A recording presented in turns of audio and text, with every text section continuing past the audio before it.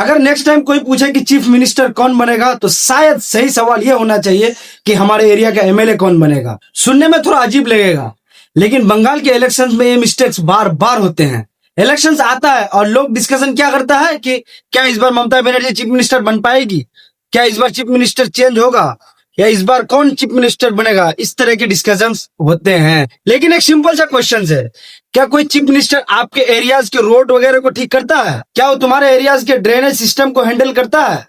क्या आपके इलाके की कमी को डायरेक्टली महसूस करते हैं? या क्या आपके इलाके के कॉलेजेस, स्कूल्स या हॉस्पिटल्स की कमी को डायरेक्टली महसूस करते हैं? क्या वो डिसाइड करता है कि आपके लोकल हॉस्पिटल्स में डॉक्टर होगा या नहीं? आपके इन सारे क्वेश्चंस का आंसर होगा नो। फिर भी हमारा फोकस वही क्यों होता है? चलो सिस्टम को सिंपल लैंग्वेज में समझते हैं। इंडिया का गवर्नेंस स्ट्रक्चर एक लेयर्ड सिस्टम है। टॉप में चीफ मिनिस्टर्स होते हैं पॉलिसी लेवल डिसीजंस के लिए, लेकिन ग्राउंड पे इम्प्लीमेंटेशन वो होता है एमएलए के थ्रू, काउंसिलर के थ्रू, लोकल एडमिनिस्ट्रेशन के थ्रू। मतलब तुम्हारे डेली लाइफ में सबसे ज्यादा इम्पैक्ट किसका है? तुम्हारे लोकल रिप्रेजेंटेटिव्स का।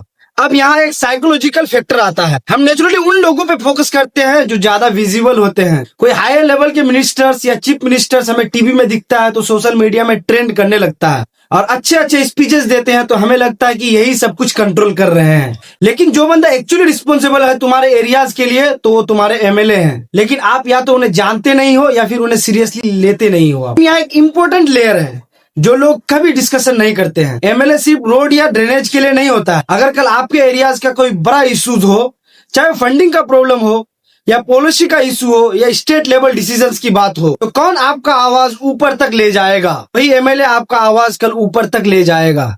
अब यहाँ एक रियल क्वेश्चन आता है, क्या आपका एमएलए इतना कैपेबल है कि आपके लिए कल असेंबली में या फिर हायर लेवल पे आपके लिए कॉन्फिडेंटली बात कर सके? क्या उसमें इतना अंडरस्टैंडिंग है कि वो पॉलिसीज को समझ सके और आर्गुमेंट्स को रख सके और सही जगह प्रेशर क्रिएट कर सके? या फिर वो सिर्फ नाम का रिप्रेजेंटेटिव्स है? अगर आप ऐसे इंसान को इलेक्ट करते हैं, ना तो वो एजुकेटेड है, वेल ट्रेंड भी नहीं है और सिस्टम को सही से समझता भी नहीं है, तो क्या वो आपकी आवाज को अच्छे से उठा पाएगा? या फिर आपकी प्रॉब्लम्स कितनी भी जेन्युइन हो, क्या वो आपकी आवाज को सच में ऊपर तक ले जा पाएगा? तो दोस्तों, इलेक्शन सिर्फ ये नहीं है कि कौन आपके एरियाज के छोटे मोटे काम कर सकेंगे। इलेक्शन ये भी है कि कौन आपके तरफ से सिस्टम के अंदर तक इफेक्टिवली फाइट कर पाएगा। क्या आपने इस चीज पे कभी गौर किया है कि आपके एमएलए जो है असेंबली में किस तरह से परफॉर्म किया है या फिर कैसा परफॉर्म कर पाएगा? क्या वो क्वेश्चंस उठाते हैं? क्या वो फ्यूचर में क्वेश्चंस उठा पाएंगे? क्या वो सच में डिबेट्स में पार्टिसिपेट करते हैं? क्या वो अपने एरियाज के इश्यूज को एग्रेसिवली राइज कर पाता है? अगर आपका जवाब नहीं है तो आप सिर्फ वोट नहीं दे रहे हो, बल्कि आप अपनी आवाज को किसी और के हाथ में दे रहे हो। तो आप इलेक्शंस में वोट करते टाइम किसी पार्टी को मत देखना, चीफ मिनिस्टर्स को मत देखकर वोट करना। आप अपने लोकल कैंडिडेट्स को इवेल्युएट करना, उसकी एजुकेशन, उसकी अंडरस्टैंडिंग्स और उसकी कम्युनिकेशंस, और सबसे इंपॉर्टेंट आप उसकी हिम्मत देखना। क्योंकि end of the day chief ministers policies को बनाते हैं, लेकिन आपकी आवाज सिस्टम के अंदर तक ले जाता है आपकी एमएलए।